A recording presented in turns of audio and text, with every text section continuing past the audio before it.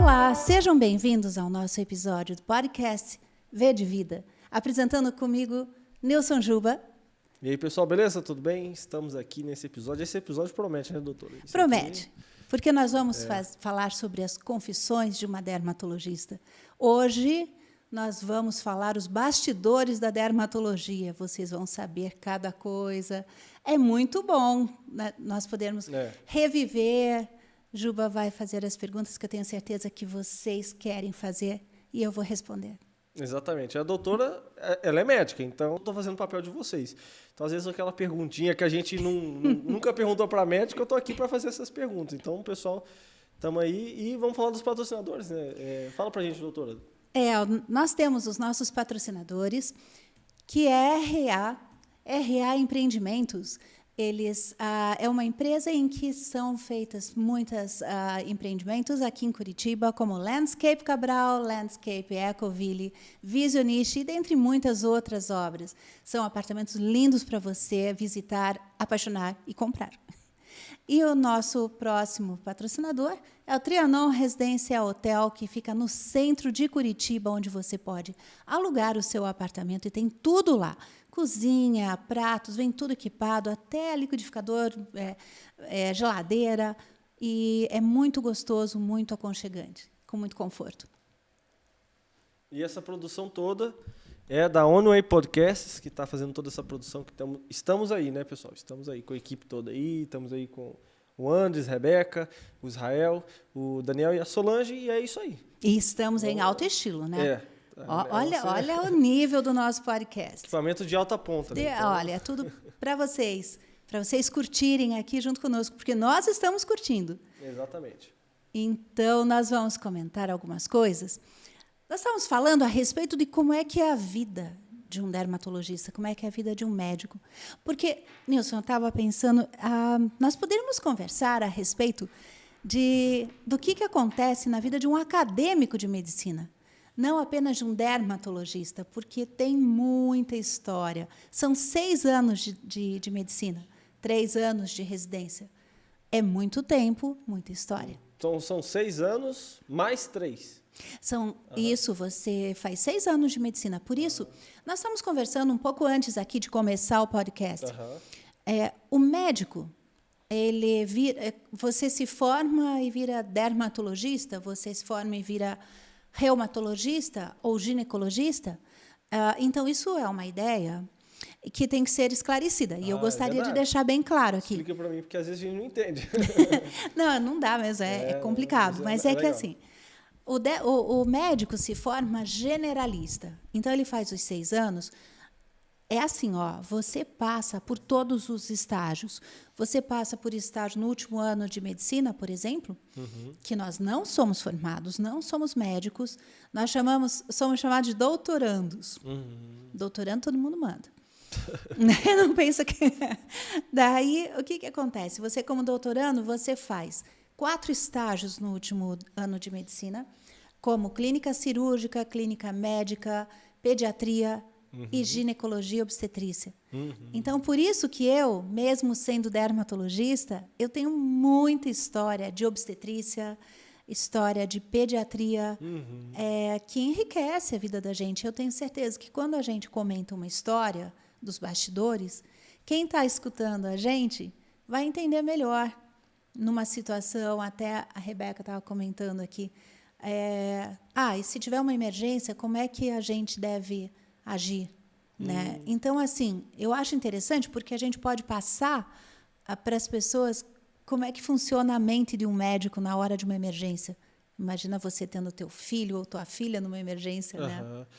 Eu acho que essa questão, pelo que você está me falando, é tipo como se fosse qualquer outra profissão, né? A questão de medicina. Claro que é uma coisa muito mais complexa. Mas eu vi uma coisa muito interessante que um cara falou uma vez, um médico, que ele disse assim, que a medicina é como se fosse qualquer outra profissão, tipo advogado. O advogado, ele se forma advogado, ele pode atuar em qualquer caso. Porém, ele foca, depois da faculdade, em advocacia, por exemplo, direito militar, direito empresarial, né? Igual aquela que participou do nosso podcast, acho que nosso primeiro ou segundo episódio, a doutora Valéria.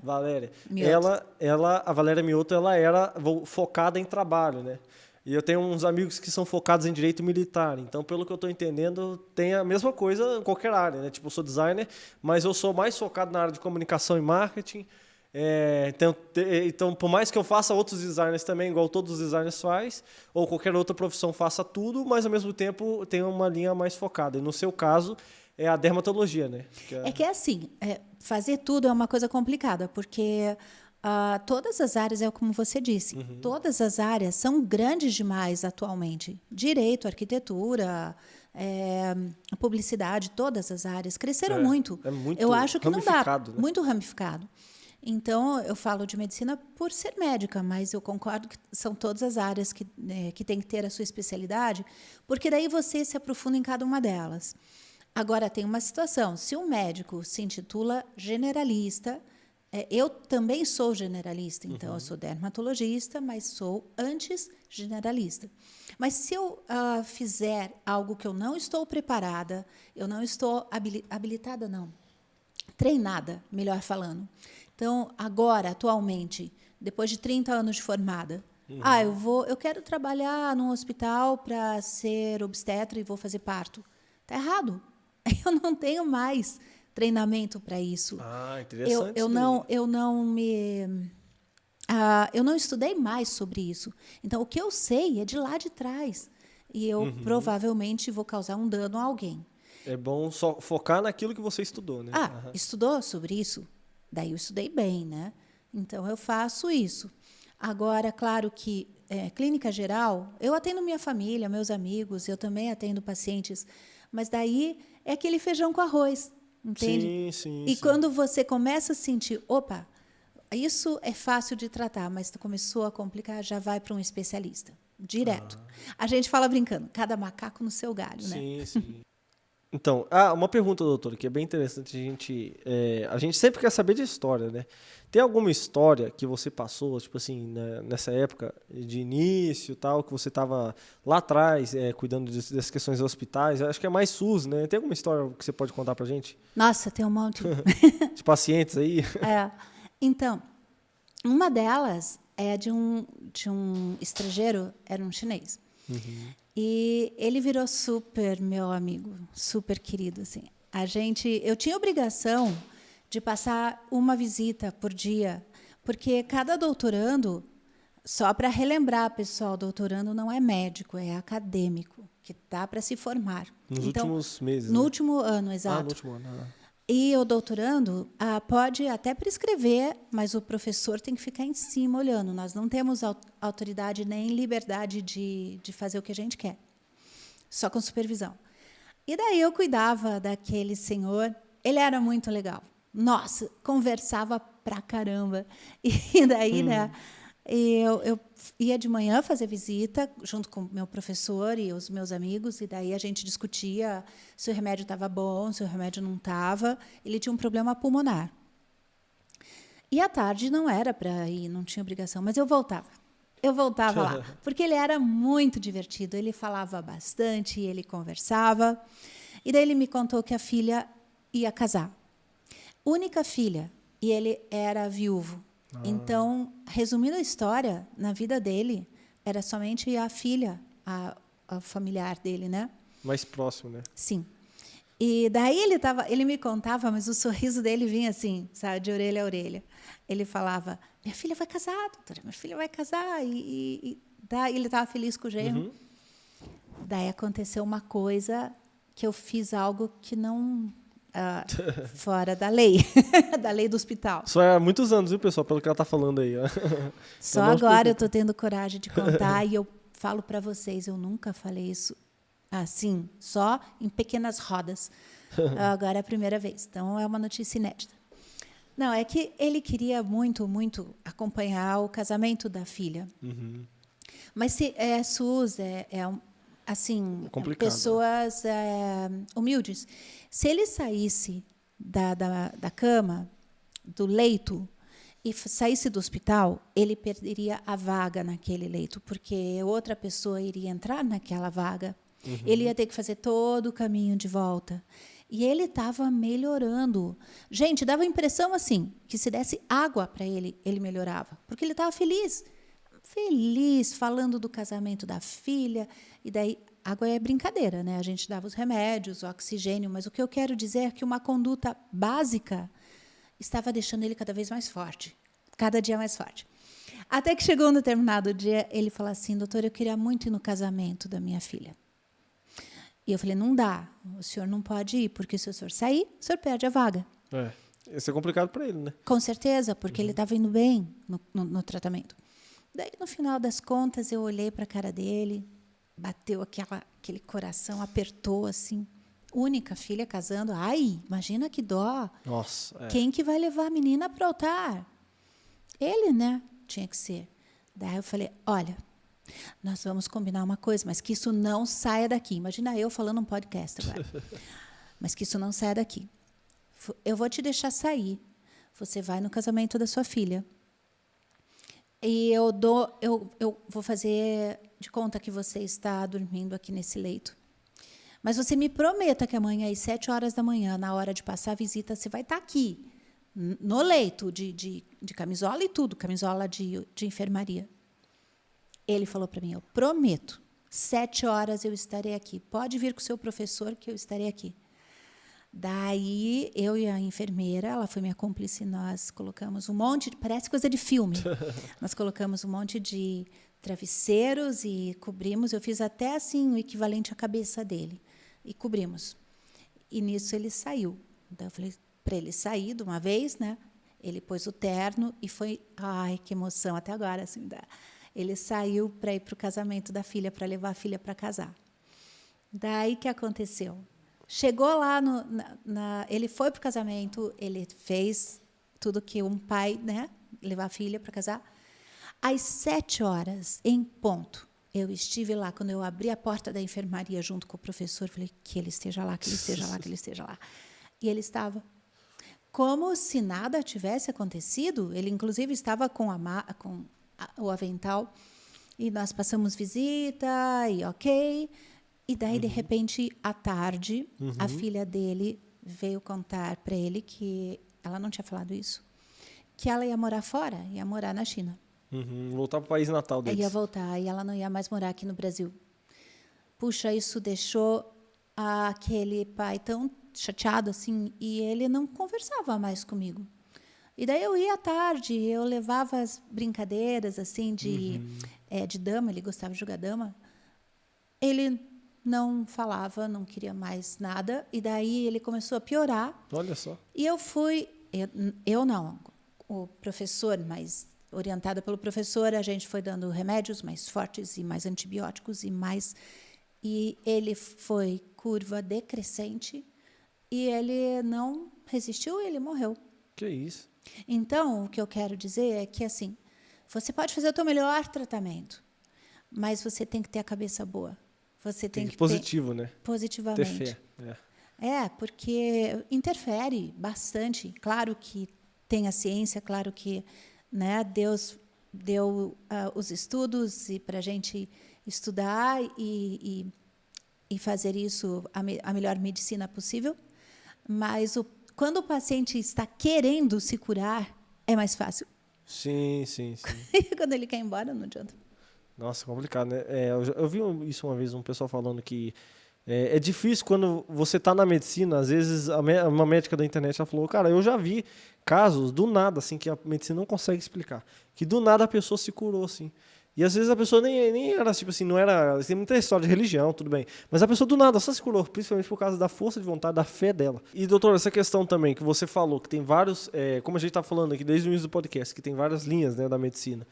Aí você falou também que nesse início de carreira, digamos assim, né, quando você está doutorando, tá aí saindo e tal, você entra em outras áreas como obstetra, tal. Tem algum caso assim de obstetra, dessa parte de nascimento de neném, como é que a gente pode falar, né? Tem. Conta pra gente aí. Barbaridade como tem. Nossa, é assim, né? O meu primeiro parto, meu Deus, foi assim super estressante, porque eu achava que eu não estava pronta, não estava preparada. Uma vida, né? Uma vida vindo. Como é que você vai reagir? É uma vida vindo mesmo. Que legal falar assim. E eu estava na sala de obstetrícia. O meu professor estava do meu lado. E daí Ele disse, muito bem, pode fazer o parto. Acontece que a mãe estava ali, ouvindo tudo. Então, eu não queria que ela soubesse que eu nunca tinha feito um parto antes. Imagine a mãe sabendo, meu Deus. Eu achei melhor não falar muita coisa. E daí eu só disse para o professor, assim, sabe, que eu não estava preparada. Segura, né? Daí ele olhou para mim e falou, vai? Se um professor fala assim para você, o que você vai fazer? Né? Baixa as orelhinhas e vai. Daí eu sentei e daí a mulher estava já em posição para ter neném e quando eu fiz o toque nela, toque significa que a gente coloca os 2 dedos na vagina e daí dependendo de quanto você vê a distância da abertura do útero, você sabe se está com 2 centímetros, 4 centímetros, 8. E quando chega no máximo é 10 centímetros, que é a hora que está pronto para o neném passar pelo colo do útero e sair e nascer. E existe, assim, técnicas para o neném nascer. Então, eu fiz o toque, ela estava com 10 centímetros, joinha. Certinho, né? Certinho. E a apresentação do neném pode ser cefálica ou pélvica. Cefálica quando é a cabeça do neném que está vindo e pélvica é quando ele vem de bumbumzinho. Ah, é? Não, interessante, não sabia disso. Geralmente, na nossa mente, assim, é só cefálica, né? Isso. Pélvica é interessante. Então, o professor estava vendo tudo. Ele não ia fazer nada que corresse risco de morte a essa mulher.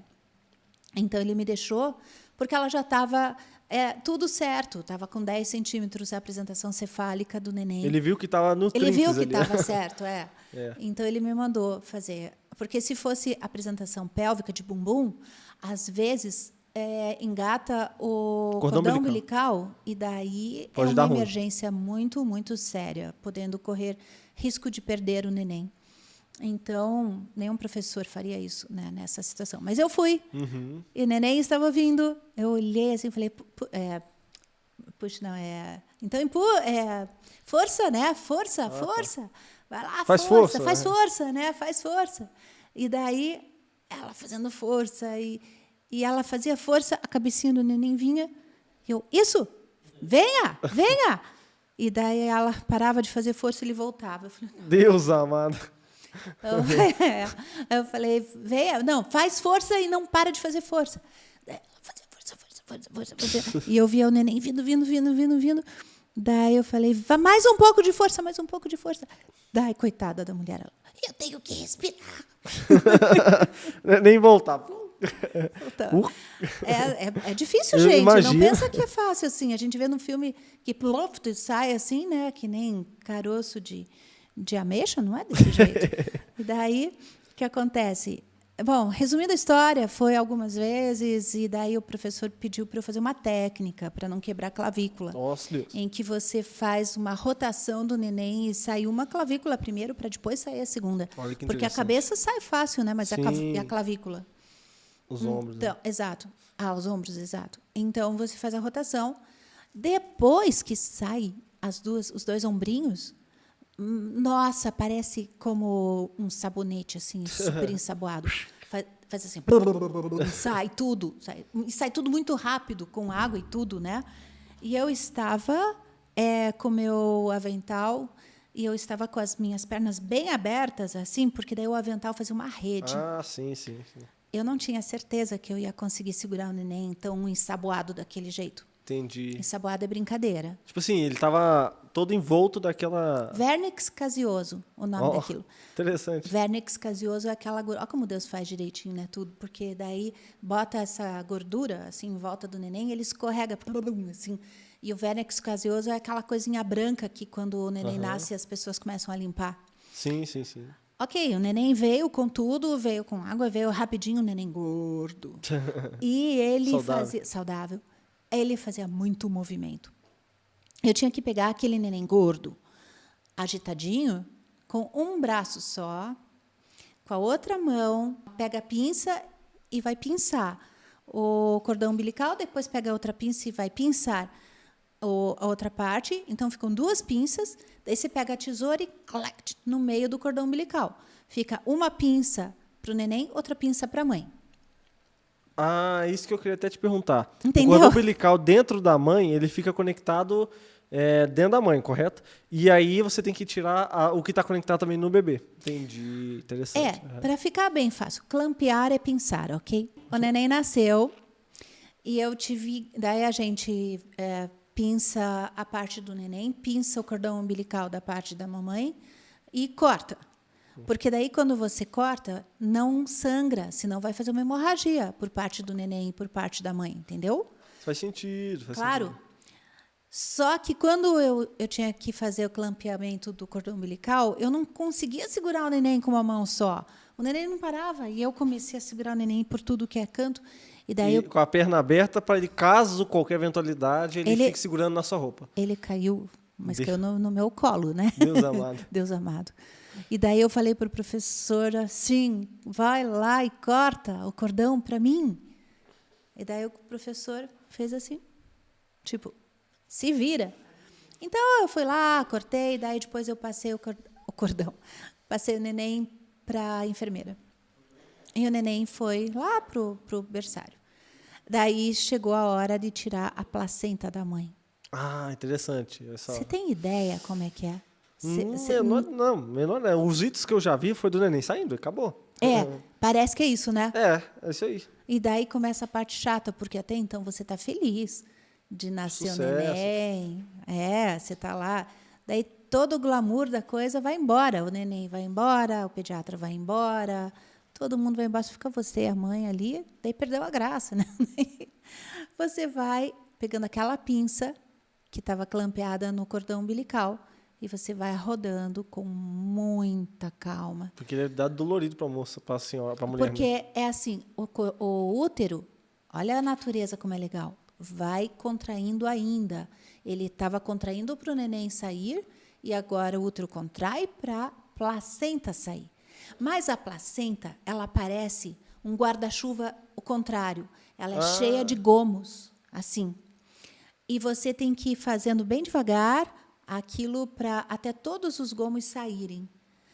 E daí, quando sai a placenta, ela parece, sabe como? Sabe bife de fígado cru? Que você pega o bife de fígado e fica escorregando assim um pouco na mão? É assim a placenta, só que é um baita bife de fígado. Você tem que pegar com as duas mãos. E daí todos aqueles gomos estão ali. Daí você põe na mesa e você conta os gominhos.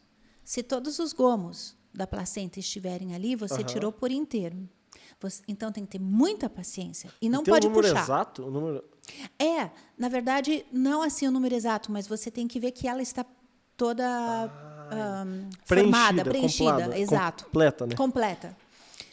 Se ela estiver completa, você fez seu trabalho perfeito. E se não estiver completa? Agora, se não estiver completa, aí você está com um problemão. Porque fica lá dentro um pedaço de placenta. E se uma pessoa faz de mau jeito, por isso, gente, presta atenção, partos que não são feitos por pessoas que saibam o que está fazendo. Deixa um pedaço de placenta lá dentro, hemorragia na mãe, pode acontecer até 24 horas depois.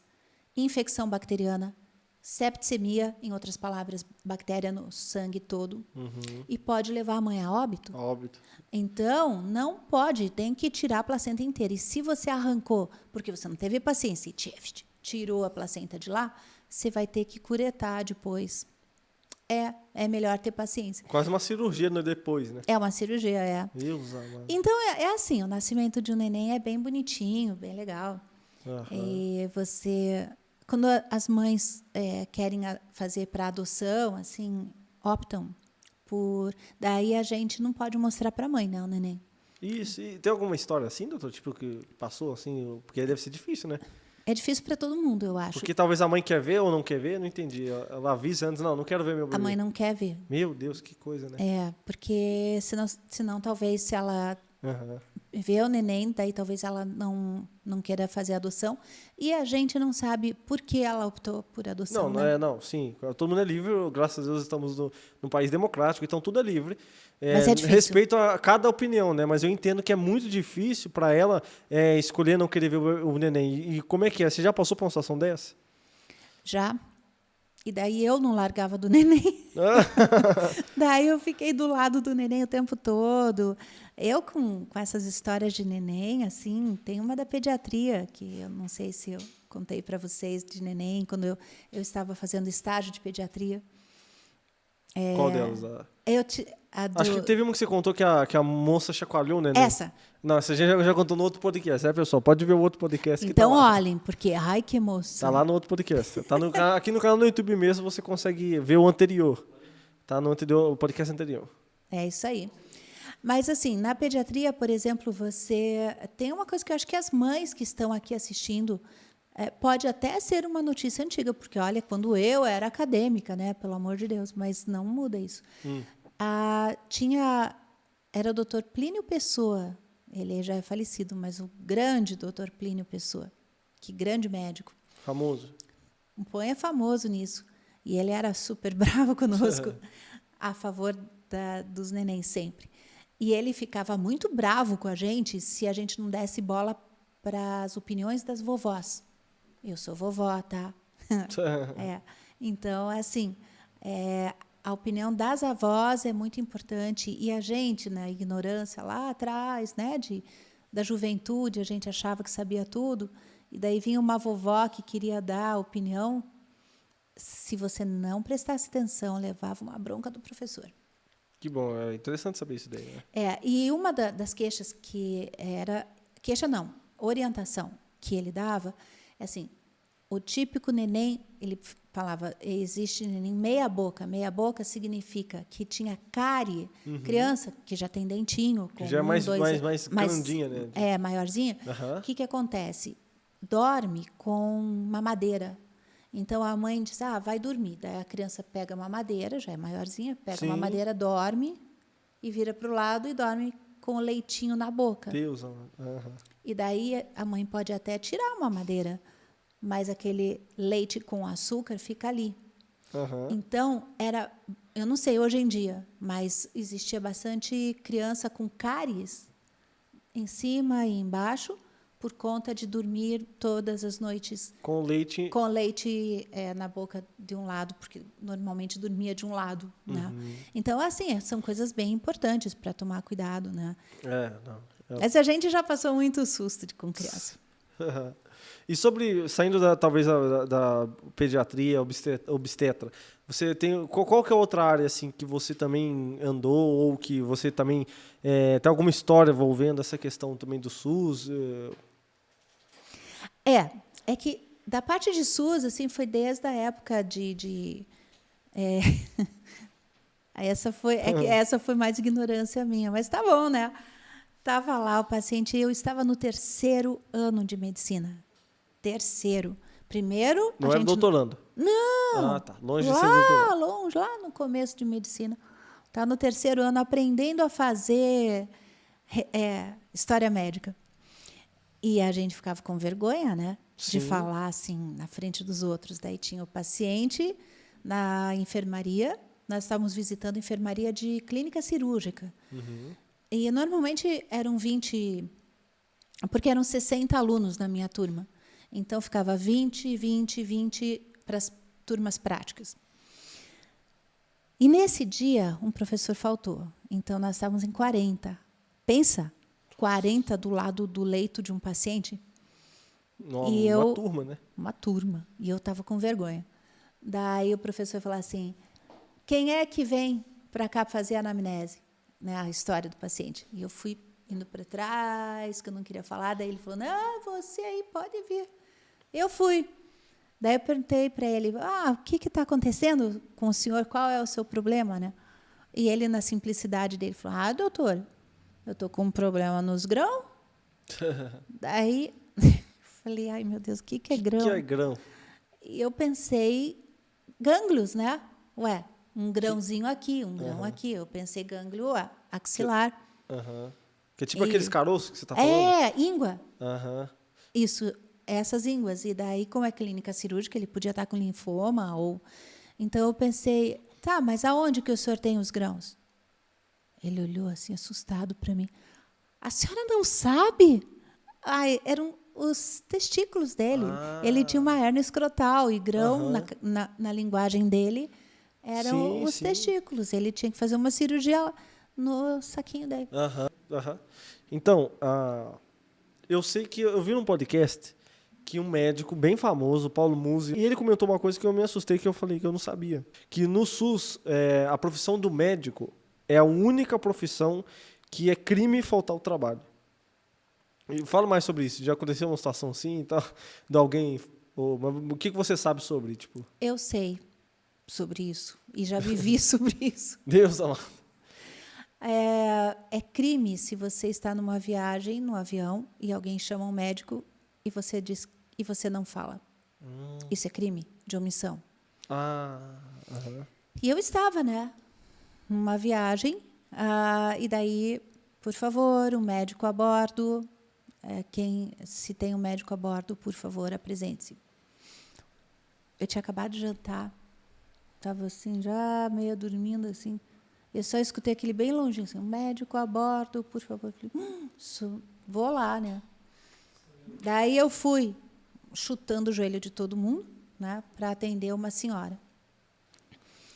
E essa era uma senhora de idade e ela... Daí o pessoal não sabia o que estava acontecendo com ela. Puxa, e daí eu fui lá ver. E depois chegou outros médicos, mas eu fui a primeira a chegar e tinha outros médicos a bordo. Mas daí eu fui lá e vi a PA dela, a pressão arterial dela, a pulsação, e ver como estava a parte cognitiva, que nós chamamos, que é a forma de se ela está consciente, o quanto está consciente. E aí é que está uma hora, uma vez eu contei isso para você, que o médico chega num paciente que você tem que saber se ele está consciente, você tem que ter voz de comando. Daí, por exemplo, né, se você desmaia, eu vou falar, Nilson, fala, que dia é hoje? Vamos. Tem que falar assim, entendeu? Tem que ser firme, né? Tem que ser, senão a pessoa não acorda, não vai te responder. E eu falando assim com ela, e pessoas do meu lado estavam me olhando muito feio, porque achavam que eu estava de má vontade, que eu estava sendo grosseira, que eu estava atendendo mal a senhora.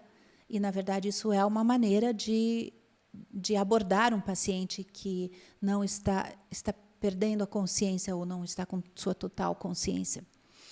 Então, respira, vira para cá, e assim vai. Sim. Na verdade, não tinha acontecido nada de grave. Aquela senhorinha, ela abusou do vinho. Ela estava mais alterada mesmo. Ainda bem, né? Fico feliz por isso. Ela estava grogue, tadinha.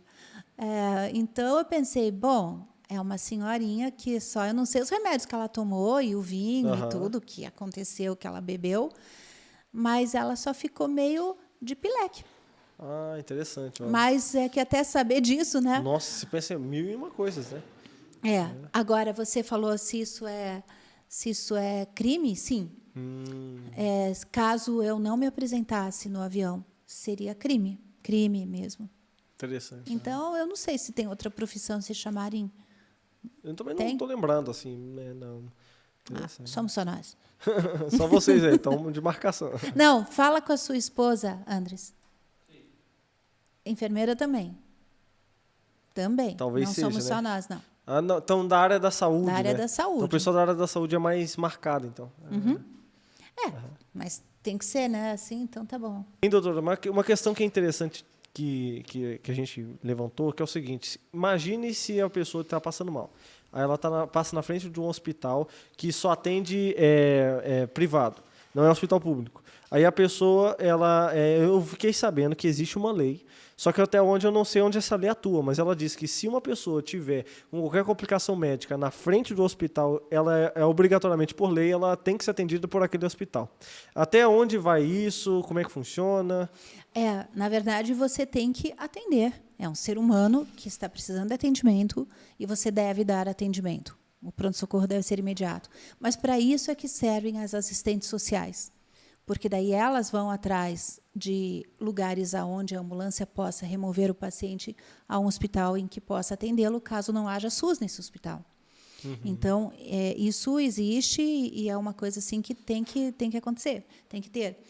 Por exemplo, agora, nessa época de Covid, a esposa de um pedreiro que estava trabalhando para a nossa família, ela foi para um hospital, porque, na verdade, ela passou mal e ela foi levada por um conhecido no hospital. Mas eles não tinha informação se ela tinha Unimed. Não, nada. Ela passou mal e eles levaram. Né? E ela deu entrada ao hospital, em emergência. Depois o marido dela foi, que esse pedreiro foi lá e disse, eu não tenho condições de pagar isso. Daí ele disse, não, ela vai ficar aqui, receberá os remédios até ser removida, até ser transferida para outro lugar. Então tem essa coisa, né? Porque tem uma série da Globo, que eu vi uma cena, que é uma série da Globo, tipo Grey's Anatomy, essa série, só que brasileira. E aí ela se passa... Então, assim, como eu acho que é da Globo, então ela não tem muito essa coisa romântica, ela é uma coisa mais séria, assim, né? Então, pelo que eu vi a cena era meio crítica. Então, eu tô falando aqui totalmente out, eu não tô apoiando nem desapoiando. Mas, assim, eu vi que ela é bem polêmica, de uma cena de uma moça, que ela era do SUS, mas ela precisava parar e ela parava com uma ambulância na frente de um hospital privado. E aí o pessoal não deixava a ambulância entrar. Existe essa situação, a pessoa estava precisando urgente entrar naquele hospital. E São Paulo é uma cidade gigantesca. Então, assim, não dava para ir para o SUS. Era aquele hospital e o povo não deixava ela entrar. Existe essa situação? Isso daí é algo meio que polêmico da série? Nunca aconteceria isso, né? Olha, a minha vida atual é apenas em consultório. Verdade. Mas eu nunca, em nenhum momento da minha vida, eu trabalhei no Hospital Cajuru, no pronto-socorro do Cajuru, eu trabalhei... Hospitais privados, né, pessoal? Daqui de Curitiba, que é bem grande. E eu fui eu pertencia ao corpo clínico do Hospital Marcelino Champagnat. Sim, sim. Então, eu nunca tenho... vi esse tipo de coisa, né? Não. Nunca vi falta de atendimento nenhum.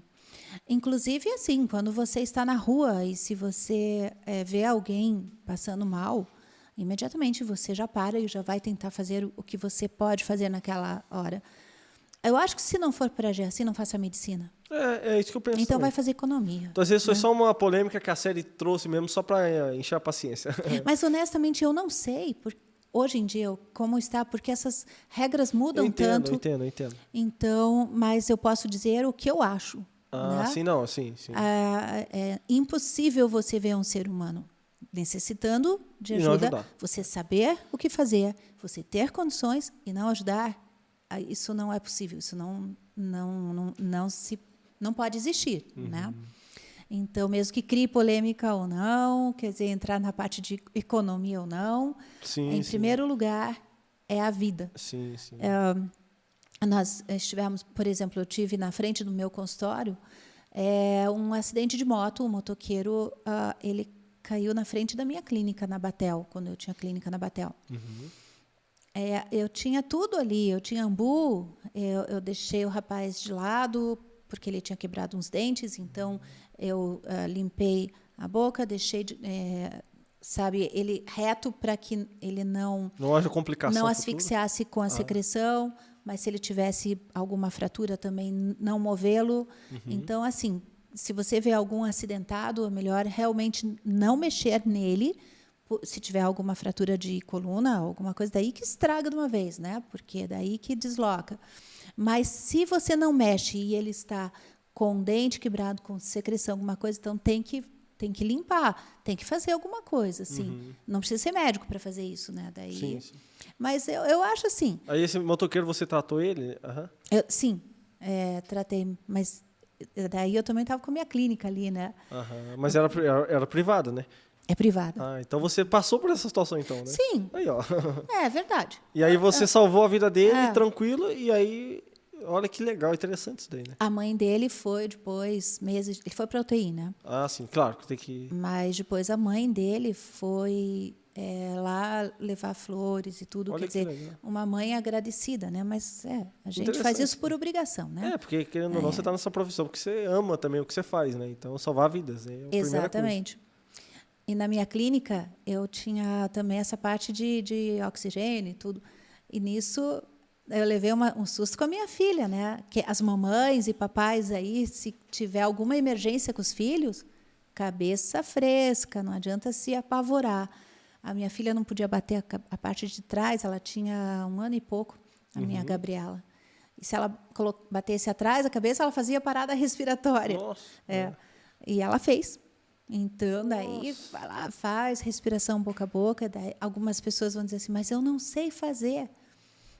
Você quer saber Chega na hora, você faz qualquer coisa. Mas tenta transferir o ar da sua boca para a boca da pessoa. Pronto. Você faz. Você faz. E a minha filha foi assim, daí a gente foi próximo de um hospital, graças a Deus ela está bem, tenho 2 netas, uma neta, 2, 3 netos, né? Foi um tempinho atrás, né, doutora? Um tempinho atrás, um tempinho gostoso. Não, mas você levou ela para o hospital, daí deu tudo certo. Daí não... Foram 2 vezes, na verdade. A primeira vez foi em casa, quando ela foi se agarrar numa cadeira, ela foi indo para trás, assim, Nossa. bateu a cabeça atrás, e ela teve parada respiratória. Fiz a mesma coisa, respiração boca a boca. Mas era num domingo, e acredita que nesse dia faltou luz. Meu Deus do céu. Eu estava de camisola, descalça, domingo de manhã, minha filha assim, daí, sem luz, descemos correndo todos os andares, e daí fomos para o hospital. Mas é importante que as pessoas saibam, o cérebro não aguenta ficar muito sem oxigênio mais de 3 minutos. Então, se tem algo assim, assopra.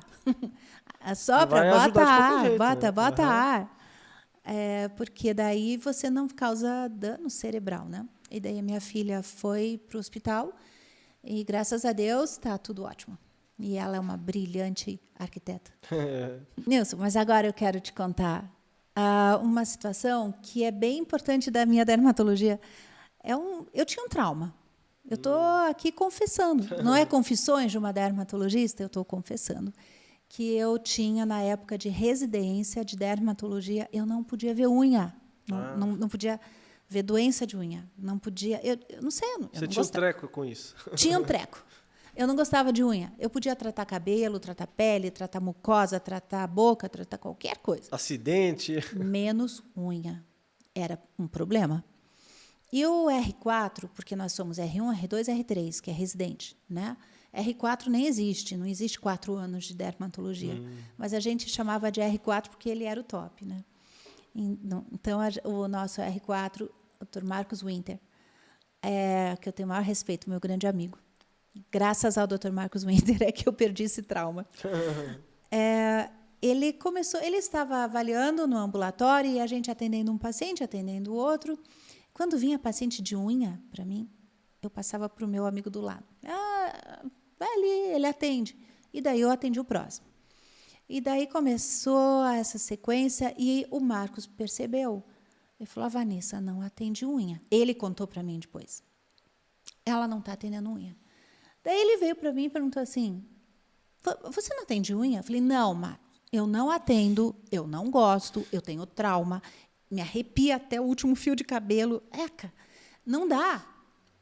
Imagina uma dermatologista que não atende unha. Impossível, né? Impossível. Eu não estaria faltando uma parte muito importante na minha formação. Mas eu não queria saber. Eu falei, não quero saber de unha. Daí ele percebeu. E daí, num dia de uma cirurgia de uma unha encravada, nossa, a unha estava super encravada, cheia de carne esponjosa em volta e com secreção. E o paciente não conseguia nem colocar o dedo no chão, assim, não podia andar. Ele andava assim, mancando. Tadinho do paciente. E daí o paciente chegou para mim e falou, doutora, olha, não aguento andar, não dá. E assim, sabe, a gente fala brincando aquela lei de Murphy, quer dizer, caiu uma lata de leite condensado em cima da unha machucada dele. Da outra, não, né? Da machucada caiu. Então, o cara, coitado, estava mal. E eu fiquei com muita dó. Então, daí o Marcos, que já sabia do meu trauma, se vai lá com a doutora Vanessa que ela atende. Eu falei, oh, meu Deus. Daí eu falei, então vamos combinar assim. Eu faço anestesia eu faço numa boa. É aqui na base do dedo. Faço anestesia e vou embora. Daí o Marcos falou, tá bom, então faça anestesia e você vai embora. Eu falei, nossa, aceitou? E daí eu fui lá, o paciente deitadinho, me olhando. Ele, vai doer, doutora? Eu falei, não, vou fazer anestesia, não vai doer nada. E fiz bastante anestesia, que eu não queria que ele sentisse nada, tadinho. E daí eu pus anestesia, anestesiei bem, estava bem mortinho o dedinho. Não estava sentindo praticamente nada. Não, estava sentindo nada. E daí o Marcos começou, ele falou, olha, então eu só vou, pelo menos assista a cirurgia para você, se tiver que fazer, né? Eu falei, tá bom. E eu olhando meio assim, né? Daí ele começou, ele deu o primeiro corte na unha. Daí ele deixou a tesoura de lado, tirou a luva, tchau, Vanessa, e foi embora. Ficou eu e o paciente e a unha. E o paciente vendo tudo. Tadinho. Deus. Daí ele olhou para mim, mas é que ele não sabia que eu não gostava, né? Ele pensou que era só uma situação de rotina. E daí eu olhei para a unha e para o paciente, não tinha mais nada o que fazer. Eu falei, eu vou fazer então.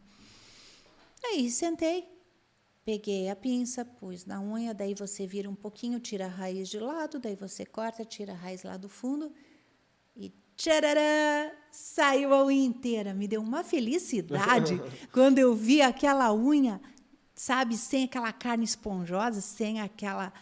Nossa, eu senti o alívio dele. Eu senti, assim, sabe, quando eu vi, eu falei, meu Deus, eu gostei de fazer cirurgia de unha. E foi assim que foi. Pronto. Pessoal, nós estamos falando confissões de uma dermatologista, estou aqui confessando os meus traumas, os meus sustos e tudo isso. Nós estamos chegando no final do nosso podcast, mas nós vamos, né, Juba? Tem outro podcast e falar sobre outras coisas, mas também lives, né? A gente faz muita live, né, doutora? Você faz muita live também no Instagram, né? Mas nós vamos continuar com confissões ou vamos fazer outro tema? Esses confissões, como eu acho que a doutora tem muita informação, muita história, a gente pode fazer... Eu sei que o próximo a gente vai ter um convidado, né, doutor? Muito importante, né? Verdade. A gente nem vai falar o nome para causar, né? Mas vocês vão gostar. Vamos ter uma convidada muito bacana. Muito bacana. Exatamente. Daí depois a gente pode fazer um outro confissões, mas esse é muito legal, dependendo da recepção aí. Se você tiver perguntas também, pode fazer perguntas pra gente, que a gente também vai fazer um especial mais tarde de perguntas e respostas, e quem sabe esse vai ser ao vivo, né, doutor? Aí é legal, porque daí a gente conversa diretamente com o público. Vai ser o máximo. É bem interessante. Gente, participem. Pessoal, se vocês estão gostando do nosso podcast, então curtam, compartilhem com seus amigos, façam com que seus amigos curtam também essas novidades que estamos passando aqui. E se você tem alguma peculiaridade, alguma dúvida, alguma coisa para nos contar, coloque aqui nos comentários, nós vamos responder a vocês todos. E esperamos vocês nos nossos próximos podcasts. Até mais, pessoal. Alô.